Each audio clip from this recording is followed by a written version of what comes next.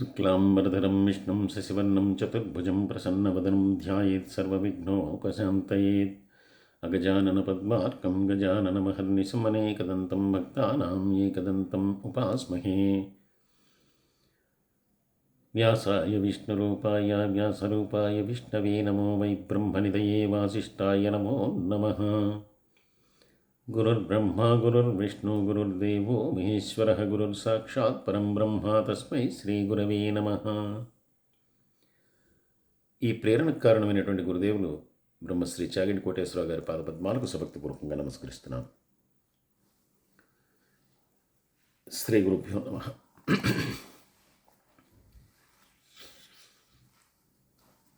గంగాదేవి అష్టమ సంతానముగా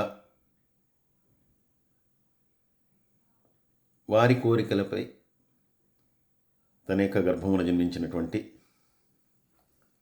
ఆ వసువులలో అష్టవసు అయినటువంటి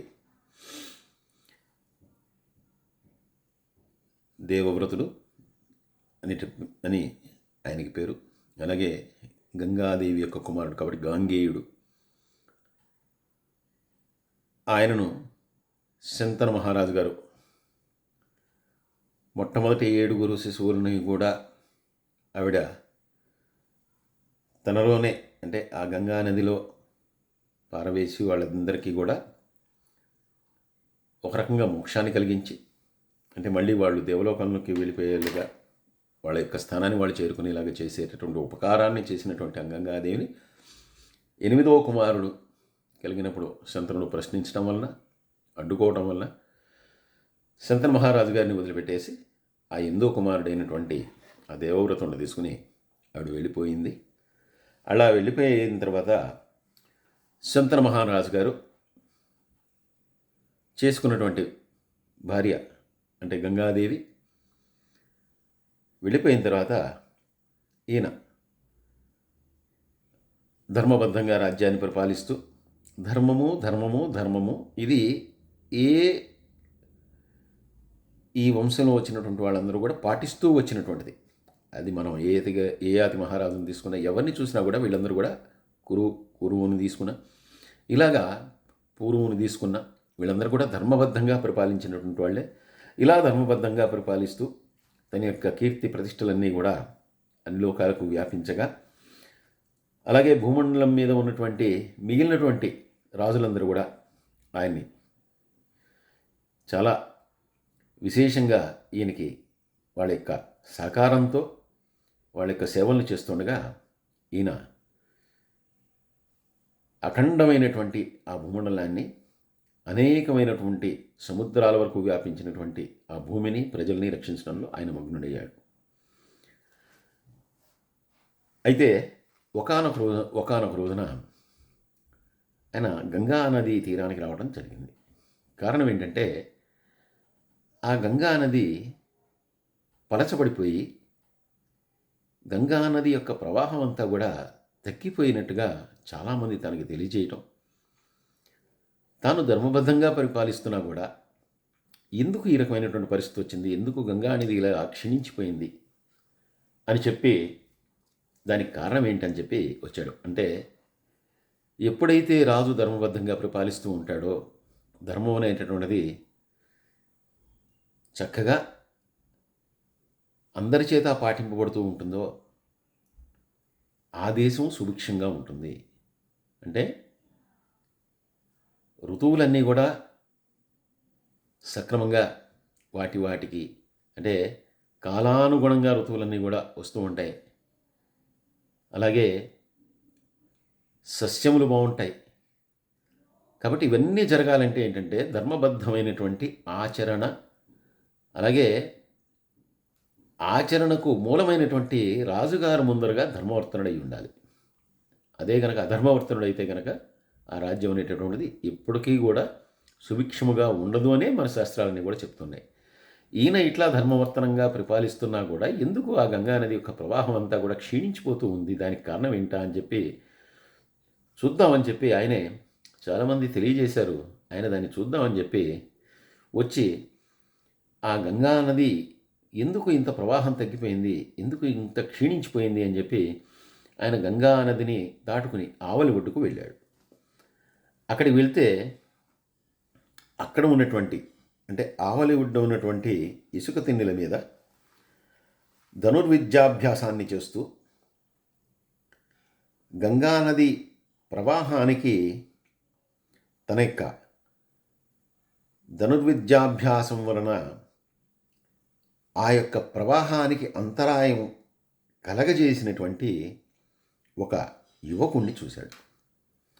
ఈయన తన యొక్క ధనుర్విద్యని అభ్యాసం చేస్తూ ఆ బాణాల సమూహంతో ఆ గంగా ప్రవాహాన్ని నిరోధించాడు. అంటే జల ప్రవాహాన్ని కూడా అవరోధించగలిగినటువంటి అద్భుతమైనటువంటి ప్రతాపము కలిగినటువంటి ధనుర్విద్యతో కూడినటువంటి ధనుర్విద్య కలిగినటువంటి ఒక యువకుడిని చూశాడు. ఆశ్చర్యపోయాడు. ఇంత గొప్పగా ధనుర్విద్యను ప్రదర్శిస్తున్నటువంటి ఇతను ఎవడు? ఎందుకంటే ఇతని యొక్క పరాక్రమం అనేటటువంటిది ఎంత గొప్పగా ఉందంటే, ధనుర్విద్యా కౌశలం ఎంత గొప్పగా ఉందంటే, ఆ నదికే ఒక ఆనకట్టు కట్టినట్టుగా నది యొక్క ప్రవాహాన్ని అంతా కూడా నిరోధించగలిగాడు. అలా చూసి ఆశ్చర్యచకితుడై ఆ పిల్లవాడి వైపు చూస్తూ ఉండిపోయాడు. ఆ పిల్లవాడిని చూస్తున్నటువంటి ఈయనకి ఏదో అవ్యాజమైనటువంటి ఒక ప్రేమ అనుబంధము గుర్తుకొచ్చింది. అదే సమయంలో మళ్ళీ గంగానది మళ్ళీ ఒక రూపాన్ని ధరించి ఆవిడ ఆ నది నుంచి బయటకు వచ్చింది. వచ్చి, ఇతను నీ యొక్క కుమారుడే, మరిద్దరికీ కలిగినటువంటి అష్టమ సంతానమే ఈ కుమారుడు. అప్పుడు నువ్వు నన్ను అవరోధించడం వల్ల, నా మాటకు అడ్డు చెప్పడం వల్ల నేను తీసుకెళ్ళిపోయాను. ఈ కుర్రవాడిని నేను సకల విద్యా పారంగతుని చేశాను. అంటే వశిష్ఠుడి వద్ద వేద వేదాంగాలన్నీ కూడా నేర్చుకున్నాడు. అలాగే కేవలం ఈ అస్త్రశస్త్ర విద్యల్లోనే కాకుండా సమస్తమైనటువంటి ధర్మశాస్త్రాలని, వేదాంగాల్ని, వీటన్నిటిని కూడా అభ్యసించాడు. అలాగే పరశురాముడి దగ్గర కూడా ఈ ధనుర్విద్యను అభ్యసించాడు. ఈ కుర్రవాడు ఆత్మజ్ఞానంలో సనత్కుమారాదులు ఎంత గొప్పవాళ్ళో అంత గొప్పటివా. అలాగే ధర్మమును గురించి విశేషమైనటువంటి అనురక్తి కలిగినటువంటి వాడు, అలాగే ధర్మాన్ని అనుసరించేటటువంటి వాడు. ఈ కుర్రవాడిని నాతో తీసుకువచ్చినటువంటి పని ఏదైతే ఉందో అది నేను పూర్తి చేశాను. అంటే మన ఇద్దరి వల్ల కలిగినటువంటి ఈ కుమారుణ్ణి నేను తీసుకువెళ్ళి ఇప్పుడు సకల విద్యా పారంగతుడిగా చేసి, అలాగే చక్కటి పరాక్రమం కలిగినటువంటి వాడిగా చేసి నీకు అప్పచెప్తున్నాను. ఈ కుర్రవాడిని ఇప్పుడు నువ్వు తీసుకువెళ్ళిపోవచ్చు. తీసుకువెళ్ళి నువ్వు చక్కగా ఈ కుమారుడితో సౌఖ్యాన్ని, కుమారుడు వలన కలిగినటువంటి ఆనందాన్ని నువ్వు అనుభవించు అని చెప్పింది. శంతనుడు చాలా పొంగిపోయాడు. ఎందుకంటే 8వ కుమారుడు కూడా తన నుంచి దూరం అయిపోయాడు అని ఇప్పటిదాకా బాధలో ఉన్నాడు. ఎప్పుడైతే ఇలా ఆ కుమారుడు మళ్ళీ తన దగ్గరికి వచ్చేశాడో వెంటనే చాలా ఆనందించాడు.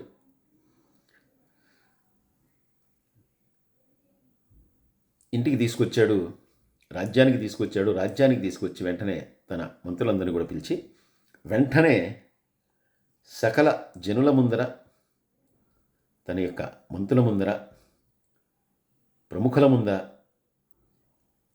ఆయనకి యవ్వరాజ పట్టాభిషేకాన్ని జరిపించాడు. ఇది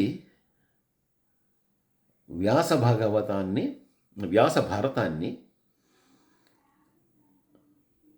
ఆంధ్రములో, తెలుగులో అనువదించినటువంటి మన ముగ్గురు మహాకవులు ఆ విషయాలు ఏవైతే ఉన్నాయో వాటిని మాత్రమే మనం చెప్పుకుంటున్నాం.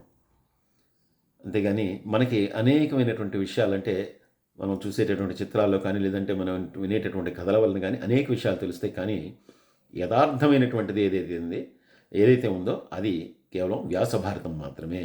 వ్యాసుడు రచించినటువంటి భారతం ఏదైతే ఉందో అది మూలము. కాబట్టి మూలమైనటువంటి విషయాన్ని మనం తెలుసుకుంటున్నాం. ఇప్పుడు భీష్ముడికి యవ్వరాజ పట్టాభిషేకాన్ని చేసిన తర్వాత బ్రహ్మాండమైనటువంటి వేడుకలన్నీ కూడా జరిపించాడు. గొప్ప పండుగలు జరిపించాడు. జరిపించి 4 సంవత్సరాల పాటు ఇంకా వేరే వ్యాసంగాలు ఏమీ లేవు ఈయనకి. అంటే ఇంకా వేరే వ్యాపకమైనటువంటిది లేదు, ఏదీ లేకుండా 4 సంవత్సరాల పాటు చాలా కొడుకు మళ్ళీ తిరిగి వచ్చాడనేటటువంటి ఆనందం, అలాగే తన నుంచి కుమారుడు మళ్ళీ రాజ్యాన్ని స్వీకరించాడు, తన యొక్క వంశం అనేటటువంటిది ఇలా కొనసాగుతోందనేటటువంటి ఆనందంతో ఉబ్బి తబ్బిబ్బైపోయి 4 సంవత్సరాలు ఆ కుర్రవాడే ధ్యాసగా ఈయన ఎటువంటి ఇతర వ్యాపకములు లేకుండా రాజ్యాన్ని పరిపాలించాడు. ఇలా పరిపాలించినటువంటి వాడు ఒకానొకనాడు వ్యాహ్యాడి నిమిత్తమై సాయంత్రం పూట సేద తీరటానికి అని చెప్పి ఆయన యమునా నది తీరానికి వచ్చాడు. ఇలా యమునా నది తీరానికి వచ్చినటువంటి ఆయనకి సుగంధభరితమైనటువంటి ఒక వాసన ఏదో ఆయన్ని చాలా ఆకర్షించింది. ఎక్కడి నుంచి వస్తుంది ఇటువంటి వాసన అని చెప్పి ఆశ్చర్యపోయాడు. ఆశ్చర్యపోయి ఆ సుగంధభరితమైనటువంటి పరిమళం ఎక్కడి నుంచి వస్తుందో ఆ దిశగా తాను వెళ్ళటం మొదలుపెట్టాడు. అలా వెళ్తున్నటువంటి వాడు ఒక సన్నని నడుము కలిగి, తామర రేకుల వంటి కనులు కలిగి, ఆ ప్రదేశాన్నంతా కూడా సుగంధభరితం చేస్తున్నటువంటి ఒక దేవకన్యను ఆమె చూశాడు. వెంటనే ఆ స్త్రీ యొక్క సౌందర్యం పట్ల, ఆవిడ నుంచి వస్తున్నటువంటి సుగంధం పట్ల విశేషమైనటువంటి ఆకర్షణను పొందినటువంటి వాడే తదనుగుణంగా కొంత కామ విచారాన్ని కూడా పొందాడు. పొంది వెంటనే ఆయన ఆవిడతో అన్నాడు,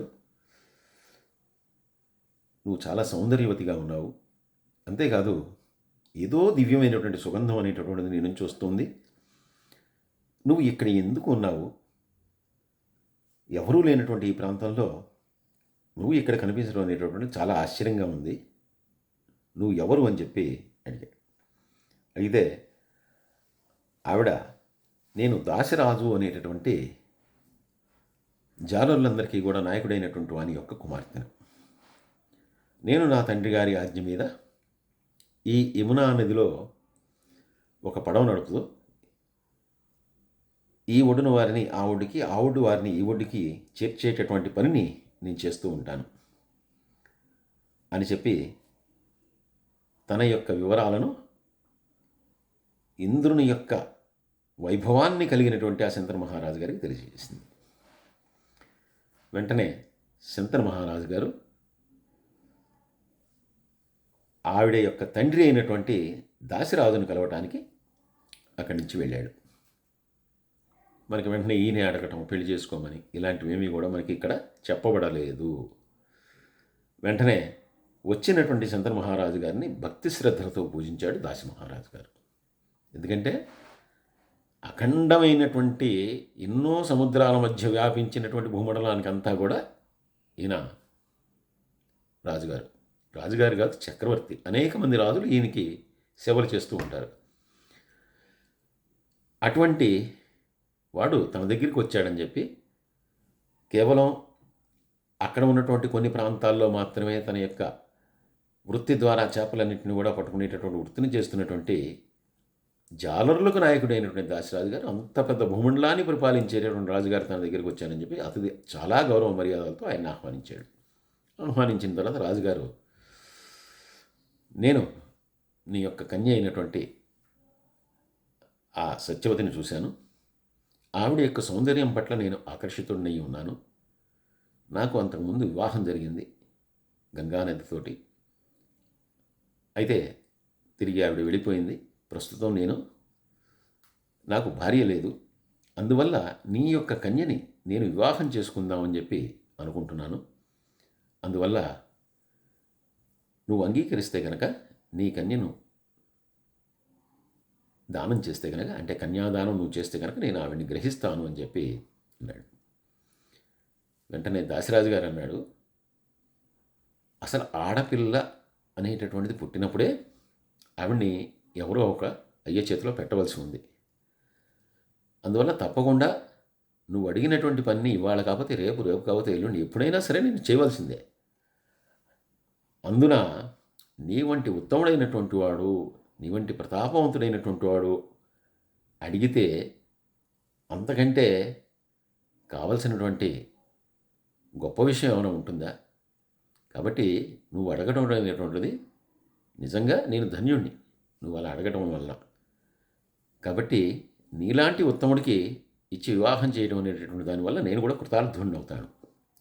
అయితే ఇక్కడే ఈ అయితేలోనే ఉన్నది. ఆయన అన్నాడు, నేను కోరినటువంటి దాన్ని, అంటే నువ్వు ఈ కన్యను కోరుకుంటున్నావు, నా కుమార్తె అయినటువంటి ఈ కన్యను నువ్వు కోరుకుంటున్నావు. అయితే నేను కోరినటువంటి దాన్ని కూడా నువ్వు గనక ఇవ్వగలిగితే కనుక తప్పకుండా నేను ఇచ్చి వివాహం చేస్తాను అన్నాడు. వెంటనే రాజుగారు అన్నాడు, నేను ఇవ్వగలిగిందైతే కనుక తప్పకుండా ఇస్తాను, నేను ఇవ్వలేనిదైతే నేను ఇవ్వలేను. నేను ఇవ్వగలిగింది ఏదైనా సరే నేను ఇస్తాను, అదేదో నాకు తెలియజేయన్నాడు. అంటే నీకు రాజ్యం కావాలా, సంపదలు కావాలా, ఏదైనా కూడా అది అంతా కూడా ఆయనది కాబట్టి ఏదైనా ఇవ్వగలడు. కాబట్టి నేను ఇవ్వగలిగింది ఇస్తానయ్యా. అంటే ఎవరైనా సరే ఎంత ధర్మముగా ఎంత ఇదిగా మాట్లాడతారో మనం తెలుసుకోవాలి. ఇప్పుడు ఈయనన్నాడు, నాకు కావాల్సింది ఒకటే, నువ్వు వివాహం చేసుకుంటావు, అంతకుముందే వివాహం జరిగిందని చెప్పావు. నేను కోరుకునేది ఏంటంటే నా కన్యను నువ్వు వివాహం చేసుకుంటావు కాబట్టి ఈవిడ తదనంతరం ఎప్పుడు కూడా బాధపడకూడదు. అంటే బాధపడటం ఎందువల్ల బాధపడుతుంది? నువ్వు వివాహం చేసుకున్న తర్వాత మీకు సంతానం కలుగుతుంది. సంతానం కలిగితే కనుక ఆ సంతానానికి రాజీ అయ్యేటటువంటి అర్హత ఉండదు. ఎందుకంటే నీకు ఇప్పటికే వివాహం జరిగింది కాబట్టి అంతకుముందు నీకు కుమారులు ఉంటే కనుక తప్పకుండా వాళ్ళే పెద్దవాళ్లే రాజులు అవుతారు. కాబట్టి నా కుమార్తె ద్వారా కలిగేటటువంటి సంతానం ఏదైతే ఉందో వాళ్ళ ద్వారా వాళ్ళు రాజు అయ్యేటటువంటి అవకాశం ఉండదు. అందువల్ల నేను కోరేటటువంటిది కోరిక ఒకటే ఏముందంటే, నా కుమార్తెను వివాహం చేసుకున్న తర్వాత మీ ఇద్దరికీ కలగబోయేటటువంటి కుమారుడు ఎవరైతే ఉంటాడో, కుమారులు పుడితే కనుక కుమారుడు ఎవరైతే ఉంటాడో ఆ కుమారుడికి మాత్రం నువ్వు రాజ్యాభిషేకం జరిపించాలి. అంటే ఆ కుమారుడిని నువ్వు రాజుగా చేయాలి. కుమారులు పుట్టలేదు, కుమార్తెలే పుట్టారనుకో, అది వేరే సంగతి. కానీ నా కుమార్తె కనుక కుమారులు పుడితే కనుక తప్పకుండా వాళ్ళనే రాజుగా చెయ్యాలి. ఆవిడ ఏ రోజు కూడా బాధపడకూడదు తన కుమారులు రాజు కాలేదు అని. అది నీకు అంగీకారం అయితే తప్పకుండా నా కన్యని ఇవ్వటానికి నాకు ఎటువంటి అభ్యంతరం లేదు. ఎందుకంటే నీకంటే ఉత్తముడు, నీకంటే గొప్పవాడు ఎవరు దొరుకుతారు. ఇది నా యొక్క అదృష్టం, నా యొక్క సుకృతం అయ్యా, తప్పకుండా నువ్వు అడిగినట్టుగా నేను చేస్తాను అన్నాడు. ఈయన అలా కాకుండా మరేదైనా ఇద్దామని చెప్పి, ఎందుకంటే అది ఆయన చేతిలో లేనటువంటిది. ఎందుకంటే రాజుగారి యొక్క పెద్దవాడైనటువంటి కుమారుడికి రాజ్యాధికారం అనేటటువంటిది అప్పుడు ఉన్నటువంటి ధర్మము. కాబట్టి దాన్ని అతిక్రమించలేడు. ధర్మాన్ని అతిక్రమించినటువంటిది ఈయన చేతిలో కూడా లేనటువంటి పని. కాబట్టి ఈయన అది కాకుండా ఇంకేదైనా అడిగినా నేను ఇస్తాను అని చెప్పి ఈయన్ని అనేక రకాలుగా అడిగినా కూడా దాశరాజు గారు, నాకు ఈ ఒక్కటి తప్పితే నాకు ఇంకేం అక్కర్లేదు, నాకు ఎటువంటి సంపదలు కానీ సౌఖ్యాలు కానీ ఇవేమీ అక్కర్లేదు, నాకు కావాల్సింది ఒక్కటే. అందువల్ల దీనికి కనుక మీరు ఒప్పుకుంటే కనుక తప్పకుండా నేను మా కుమార్తెనిచ్చి నీకు కన్యాదానం చేస్తాను, నేను నా కుమార్తెని నీకు ఇచ్చి వివాహం చేయడానికి ఎటువంటి అభ్యంతరం లేదు నాకు అని చెప్పాడు. సరే, ఇప్పుడు తాను అనుకున్నదైతే జరగలేదు. ఆ దాశరాజు గారు అడిగింది తాను ఇవ్వలేడు. అందుకని శంతనుడు తిరిగి వచ్చేసాడు. తిరిగి వచ్చేసినటువంటి వాడు అనుకున్నది జరగలేదే అనేటటువంటి చిన్న మనోవ్యధతో ఈయన కొంచెం నిర్లిప్తంగా ఉండటం మొదలుపెట్టాడు. ఎందుకు ఈ రకంగా శంతనుడు నిర్లిప్తంగా ఉంటున్నాడు అనేటటువంటి అర్థం కానటువంటి ఈ గాంగేయుడు ఆయన్ని, ఎందుకు మీరింత నిర్లిప్తంగా ఉంటున్నారు, ఏ వ్యధ, ఏ బాధ మిమ్మల్ని కుంగదీస్తోంది? ఎందుకంటే మీకు అంతఃపుర సమస్యలేమీ లేవు. అదే రాజ్యంలో, అంతఃపురంలో, కుటుంబ సమయంలో కానీ, మన అంతఃపురంలో కానీ ఎటువంటి సమస్యలు లేవు మీకసలు. లేదు, రాజ్య రక్షణకి సంబంధించి మీకేదైనా విచారం ఉందా అంటే, ఇతరమైనటువంటి శత్రురాజులు కానీ వాళ్ళెవరైనా మన మీద దాడికి వస్తున్నారా, వాళ్ళు ఏదైనా మనం ఆక్రమించడానికి ప్రయత్నం చేస్తున్నారా, లేదంటే ఎటువంటి కుట్రలైనా పన్నుతారా అంటే అది కూడా లేదు. కాబట్టి అటువంటివేమీ లేవు. అంతఃపురంలో కూడా ఎటువంటి ఇబ్బంది లేవు. అంటే మీకు అంతఃశత్రువులు లేరు, బహిశత్రువులు లేరు. ఇంట్లోనూ బయట ఎక్కడా కూడా శత్రువులు అనేటటువంటి వాళ్ళు లేరు. అయినా కూడా మీరు నిర్లిప్తంగా ఉండటానికి, ఏదో వ్యధ చెందటానికి కారణం ఏంటి?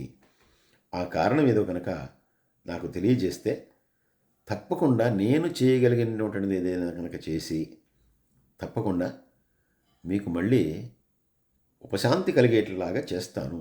ఎందుకంటే కొడుకుగా మిమ్మల్ని ఆనందంగా ఉండటం, చూడటం అనేటటువంటిది నా యొక్క బాధ్యత. కాబట్టి మీరు ఇలా నిర్లిప్తంగా ఉండటం నాకు ఇబ్బందిగా ఉంది అని చెప్పి ఈయన అడిగాడు. అయితే శంతనుడు అన్నాడు, మనకి ఎవరో చెప్పినట్టుగా మళ్ళీ, లేదంటే కనుక ఆయన మంత్రులను అడిగినట్టుగా, మంత్రులు చెప్పినట్లుగా ఇలా చెప్తారు. కానీ ఇక్కడ మనకి అంటే వ్యాస భారతంలో నేరుగా ఆయనే చెప్పాడు. ఆయన ఏమి చెప్పాడు అనేది కూడా చాలా గొప్పగా చెప్పాడు. ఆయన అన్నాడు, ఏకపుత్రుడు ననపుత్యుడు నొక్కరూపయని ధర్మములన్ విని నీకు తోడ పుత్రులననగా పడయంగా నిష్టమైనది నాకు. ఆయన అన్నాడు, అంటే ఏదో సత్యవతిని చూసేసి ఆవిడ పట్ల చాలా ఆకర్షితుడైపోయి ఆవిడ వల్ల ఆవిడ వివాహం చేసుకోవాలనేటటువంటి మోహాన్ని పొంది ఆవిడ లేకుండా తన జీవితం ఎలా అయిపోతుందని, ఇది కాదు ఆయన వ్యధ. ఆయన వ్యధ ఏంటంటే అంతకుముందు ఆయన 8 మంది పుత్రులను పొందినా కూడా వాళ్ళందరినీ కూడా గంగాదేవి తీసుకెళ్ళి గంగార్పణం చేసి ఒకే ఒక కుమారుడిని అప్పగించింది. అందుకని ఆయన ఏమన్నాడంటే, ఏకపుత్రుడు ననపుత్యుడు నొక్క రూపయ్యని ధర్మములను విని నీకు తోడ పుత్రులననగా పడయంగా నిష్టమైనది నాకు ధర్మముల్లో, ధర్మశాస్త్రంలో ఒక విషయాన్ని విన్నాను. అది ఇప్పుడు నాకు బాగా గుర్తొస్తుంది. అదేంటంటే, ఒకే ఒక కొడుకు కలిగినటువంటి వాడు, సంతానం లేనటువంటి వాడు ఇద్దరు కూడా సమానమే అని చెప్పి ధర్మశాస్త్రాలని కూడా చెప్తున్నాయి. అంటే ఇది ఎలా అంటే, ఒకే ఒక కుమారుడు, అందులో క్షత్రియుడు, అంటే ఆ క్షత్రియుడు ఇతర రాజులతో యుద్ధం చేసేటప్పుడు కానీ, యుద్ధము చేయవలసి వచ్చినప్పుడు కానీ, ఏదైనా ఇతరమైనటువంటి ఇబ్బందుల వలన ఒకవేళ కనుక ఆ కొడుకు కనుక వెళ్ళిపోతే ఆ వంశం అక్కడితో ఆగిపోతుంది. అందుకని ఒకే ఒక్కడు ఉన్న సంతానం లేకపోయినా ఆ వంశం యొక్క మనుగడ అనేటటువంటిది ఉండదు అని చెప్పి ధర్మశాస్త్రం చెప్తోంది. అందువల్ల నీకు తోడు పుత్రులననగా పడయంగా ఇష్టమైనది నాకు. నీతో పాటుగా ఇంకొంతమంది పుత్రులను పొందాలనేటటువంటి కోరిక నాకు కలిగిందయ్యా, అందుకే ఈ మనోవ్యధ అని చెప్పి ఈయన అన్నాడు. వెంటనే ఈయన తండ్రికి ఇటువంటి మనోవ్యధ ఎందుకు వచ్చిందా అనేటటువంటి ఆలోచనలో ఈ గాంగేయుడు ఉండి, అయ్యా నువ్వు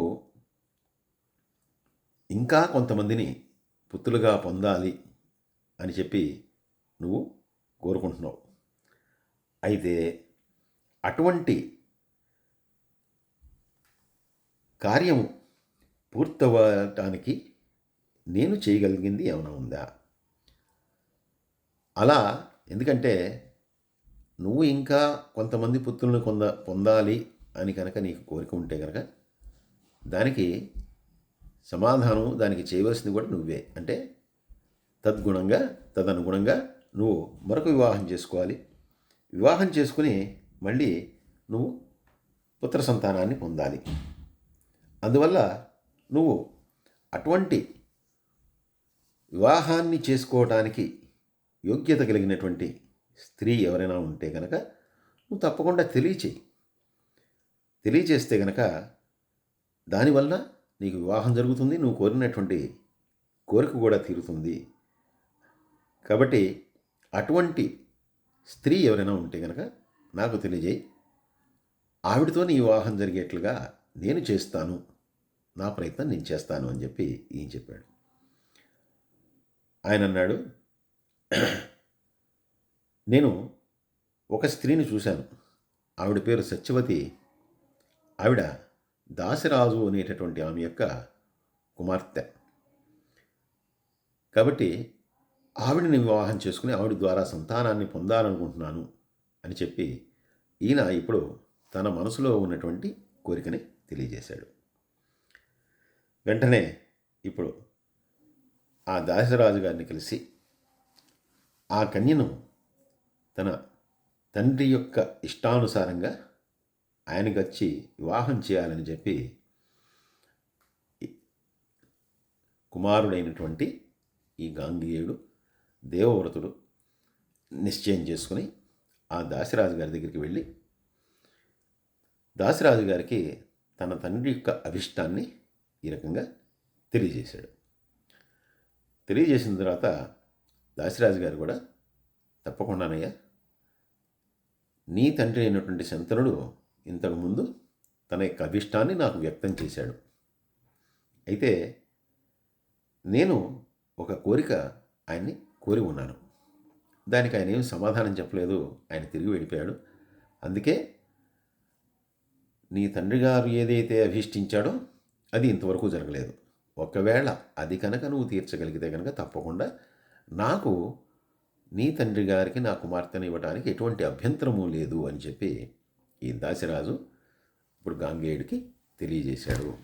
సర్వే జనా సుఖినో భవంతు, సమస్త లోకా సుఖినో భవంతు. స్వస్తి.